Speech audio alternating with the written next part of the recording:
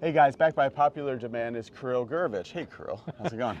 Popular demand. Yeah. Right. All right. So Kirill, last time you saw him on the channel, was working with the sensor edge hand force. What do you call it? The Sensor grip. Sensor grip. Okay. So we had it on a wedge, on a 7-iron, and also he had it on a driver, where we saw some really interesting things that confirmed and also debunked some of these old golf myths, and then also saw how important the pressure of the hands were. There's a really big connection between what happens in the hands and then also what happens in the feet. So you might do something in the feet that forces something in your hands to happen, or something in your hands might happen and then forces you to do something in the feet. So basically, the entire system is from your feet through your whole body out to your hands and then the club head. Kirill today has brought the Dynamix Duo here. So this is a wireless system that has a really high-end force pad. Why don't you explain exactly what we have out here today? That's technically what we was doing originally. Like we do a lot of stuff for golf industry. We supply companies like Swing Catalyst, Full Swing Golf with pressure sensors. So most probably people have seen it before in those setups. So you can trace how pressure being transferred during the swing. And we provide detailed heat map. We visualize pressure as a heat map, and you can see what's happening in between you and the surface you're interacting with. And that is critical for many movements in many different sports. And golf is one of the good examples when this technology been brought to the point when everybody's using it. As soon as you get into a certain level, you definitely need to analyze what's happening with ground reaction forces. And that is the part of that story. Yeah, so what's different about this is that we're out here on the range, there's no outlet or anything. So this is wireless, and then we have it beaming to the iPad over there. Let's start straight away. I'm gonna hit a shot now. Sure. And we're just gonna kind of see what happens. Because I had some assumptions about my swing that in our first test shot seemed to be really not true as much anymore anyway. So just trying to hit a normal 7-iron here.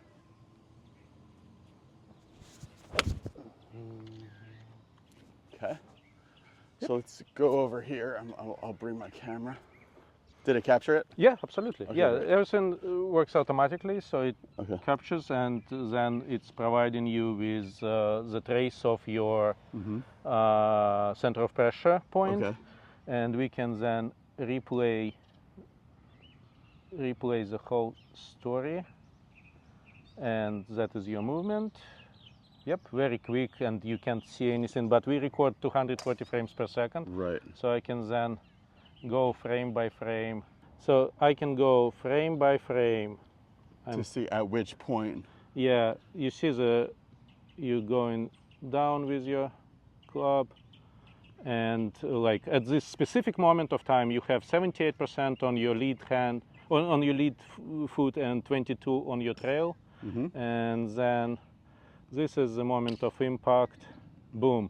You have 81 versus 19, and we can convert it into the graph. It might be not that bright, right? But you see some points over there. You see minimum, minimal weight, maximum weight during the swing, all those numbers, and we can calculate the speed of center of pressure point traveling between feet, and we can calculate many other metrics, parameters, etc., etc. We prepare in the software to be as convenient as possible. Right. So average person would be using it without any issues, but I still urge people to read the papers on how ground reaction forces should be used in training process, because you need to understand. Do you have links you can share with people? I would definitely recommend to see what Titleist Performance Institute doing, because that is, from my understanding, a bible of the topic.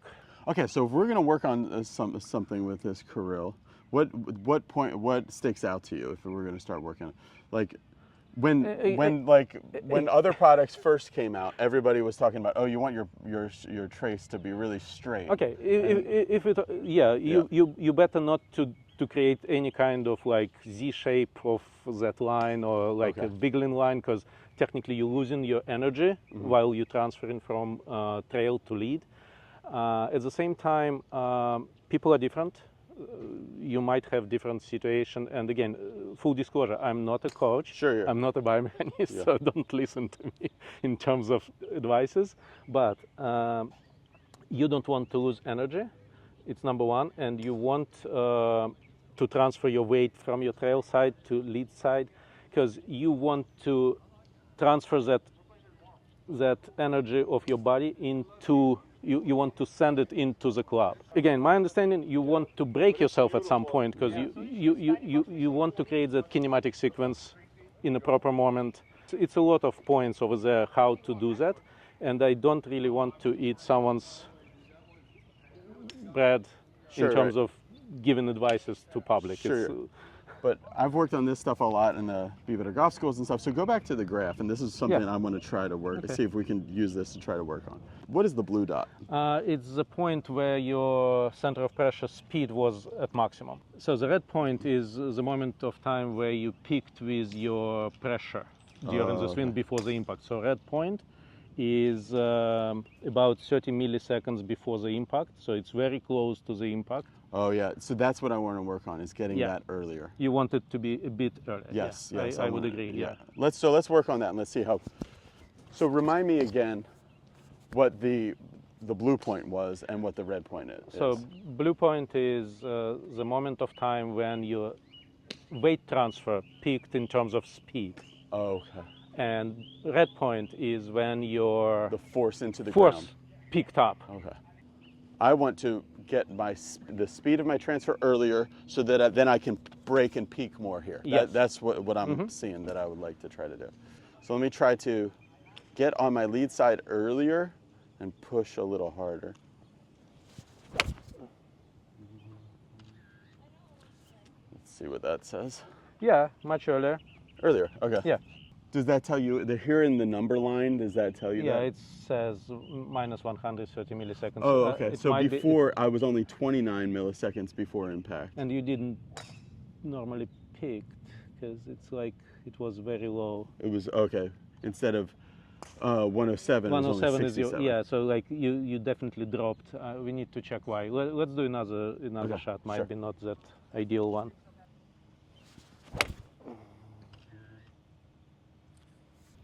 Definitely earlier.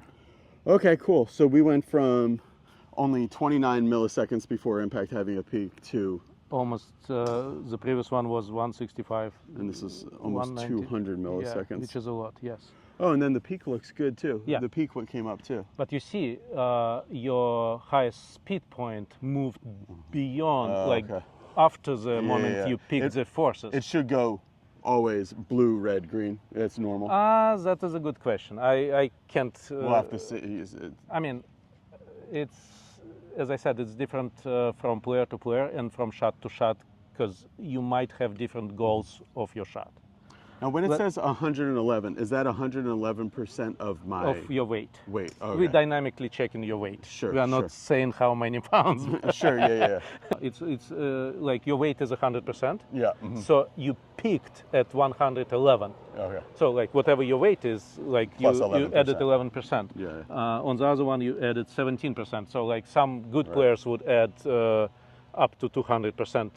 I mean, up to 100%, so they peaked at 200. Yeah, gotcha. So yeah, let's see the previous one. Yeah, your speed was right at the moment of impact. So definitely later. So you switched the sequence. Yeah. And you got to a point when you pushing against the ground and then accelerating, which is okay. It might work as well. Yeah. No, this is interesting, because I think I can feel that once I'm on this side, I don't need to go any more that way. Oh, yeah. I think exactly. Yeah. You. I think me and a lot of golfers want to keep going that way. So.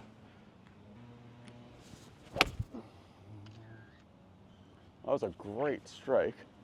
A little high. 12% of your weight added, and then you've been at 157 before the impact. Still really good. Yeah. So we can again replay. and see what's happening. It's like no blue on there at all, or is that? Yeah, sometimes we. It's just too messy to figure Yeah, out. no, I mean there is a blue, but it's hidden with red. Oh, So okay. They Okay, so I they did. picked at the same moment. So that's I would say interesting. it's like an ideal was combination. Let's see what you got, because so at moment of impact you had 76 on lead side. Let's see what you got before. So from which point you came to this? At which point I got to 76, you mean? No, what was the situation? It was 66 by 34. You see? 67 on a 68, 70. So you load it at 70 to 30 and then you switch to 30, 70, which is a good. Okay, I see. Yeah, So that is one of the easiest exercise you do with these pads. Tell me about that. What exercise is that? You load in your trail before, and then you transferring your weight to the lead side. So you don't want it to be like you started with, let's say, 100% on a trail, and then you go to 50-50 at the moment of impact. That is going to be crazy, because you are not transferring weight normally. Yeah, you're still really back here. But as soon as you started with like 80-20, like 80 on a trail, 20 on a lead, and then you transferring that weight of yours to 80 by 20, okay, gotcha. that is a great combination. So but we want to have that matchup of being like 70-30 For example, at in max your load, and then 70-30 at impact. Yes. Or, okay. 30-70 in opposite, yes. Okay, so I'm going to try a bit of a drill here, Kirill, because this is something we were talking about on the channel before, is that a lot of golfers, they stay on this side too long.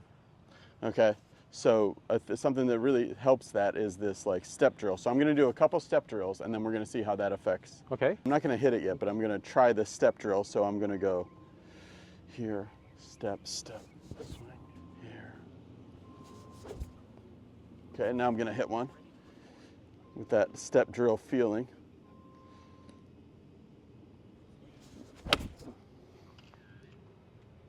Great shot. That step drill feel change anything? Oh, it brought me a little closer. Yep.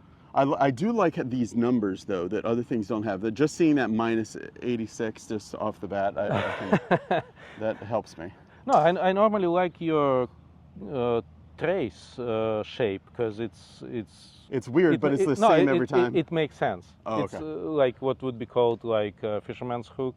Okay. So it's like it's a good shape, and you picking at a specific moment of time, like over here, like when hook is the turning. peak is Yeah. at the, right. Yeah, so that is a good moment to pick in terms of the curve, because sometimes people pick at in the middle of that curve, which make no sense to me, because you kind of in that in a phase when you transferring weight rather than stopping Right. yourself. So if I was doing this by myself, right? How would I make sure the ball's in the right spot and everything? You mark certain point and you Oh, put okay, ball, just- yeah, right, like just at the keep same. putting the Yeah, ball in. we have an option to have like a bigger window for ball recognition or smaller. Right. And we're working on an algorithm when we recognize the ball wherever it's installed. So it doesn't matter for us technically, but So if you get sometimes one people good have. spot, you could put like a tee there or something to. If it's a T, then it's easier because Right. like. Right. But system records everything automatically, so no need to touch the screen, Right. and it produces you with All right, voice. Kirill, I'm going to just athletically try to figure out how to get some more force going in here, and then we're going to pull out the driver, because I think people would like to see that. So I'm just going to try to get a lot of force out of my legs before the club swooshes through. So it's going to feel like a step drill.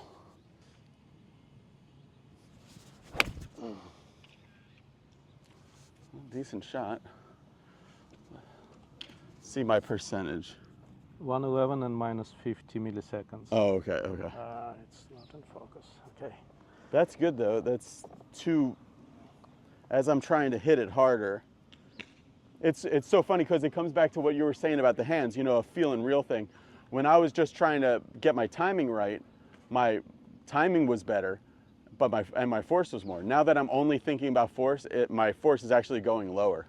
And you were saying this similar about the hands, how the body's tricky with what you try to get it to do. Yes.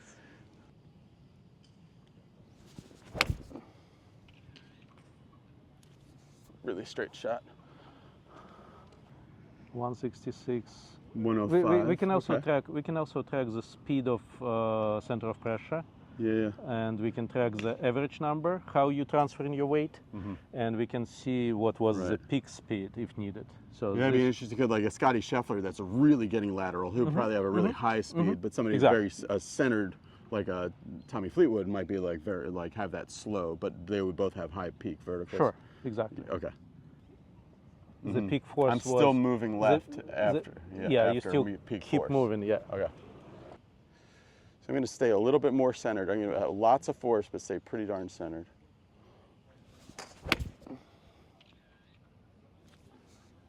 That was a really good strike. It was light. Okay, it was light on the force, really good on the timing. Okay. And it was a little slower velocity. Yeah. Across. Yeah. That's why there was late. no peak of the force, because you made it like much lighter. Okay, all right, cool. So this is the Dynamix Duo from Sensor Edge. It's really cool because it's cheaper than a lot of the other things that traditionally have been on the market for this, and also you can use it with normal tech that you might already have, your iPad or whatever. Can I say that? If, sure. People most probably familiar with devices been on the market from BodyTrack. So this is technically a substitute for that, because at the same price you're getting much better quality. This is better than BodyTrack? Absolutely, yes. Okay. We have higher resolution, higher speed, more consistent data, and I mean, all the parameters are way better. By how, like percentage-wise or times? I mean, it's just different animal. It's just what we supplying to other companies in terms of quality, but for a price affordable to general public. Yeah, we'll have the Dynamix Duo back on the channel again as Kirill is developing more software to make this really more user-friendly and more like to be able to visualize what's happening on the ground on that screen. Right now, like you're seeing the graph and everything, and you can kind of start adjusting the timing, but that's going to get more and more clear as you guys are. Yeah, we're definitely going to provide convenient to read metrics. Right. So it's going to be easy to track your progress and how you getting better with this stuff. In your experience from seeing this, like what would be like one major red flag that you would see on someone's graph? Would that be like that peak force after impact? Yeah, or absolutely. Something like that? Okay. Absolutely, yes. If it's a lot of lateral, then it's crazy. It's like if you're moving after the moment of impact. So like, you hit the ball and you're still and then you going still, that way. you're falling forward. So you see that a lot. Had this on the channel before. Somebody's on their right side really long. They hit the ball, and then after it's gone, now they're chasing. It's like you haven't really delivered any of the speed to the shot because you're hanging out there so long. And the other thing is if you're unable to create that kind of a pattern when you load in your trail and then moving to your lead, so that disbalance is also a huge bummer. If you want to execute proper swing, you need to learn how to maintain your weight at different phases of a swing. Right. And something that I would like to see in your software, just as like user feedback, is like I've had some of these things like Hack Motion and other things that I really enjoy. Not so much like trying to tweak my swing, but more trying to get more consistent. So like where it would tell you to hit a certain group of shots, and I'm trying to hit in a range each time. If I'm trying to get my impact lined up with my peak force more, I would like to be able to hit a certain amount of shots and try to increase my discipline of what I do, like more and more, you know. So if I was peak and then hit, you know, and then I would want to see that. Yeah, for sure. And then like maybe hear a chime, like ding or, you know, something like that. Yeah, I mean, sound is not a big deal. Yeah, right. I mean, usually we send information to the earphones or whatever, like pods in your ear. Oh yeah. It's much easier than you are not disturbing on others. The range. Yeah, right.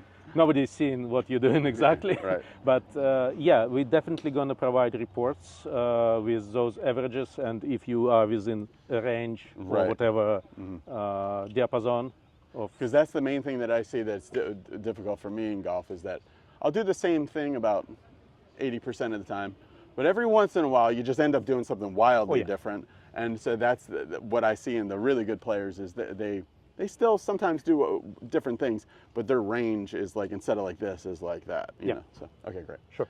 Okay, if you guys are interested, go to sensoredge.com and they'll have all kinds of information about the pressure grip, but then also about the Dynamix Duo. I think this thing is really cool, and you'll see it on the channel more in the future. Stay tuned, hit the subscribe button. We're going to do a driver video right now. That is a great drive. We'll see if it made any difference. Yeah, 120 for vertical. Very good. Timing, I believe, is good as well. Let's What see. did I say? Well, minus 155. That's what we were looking at before.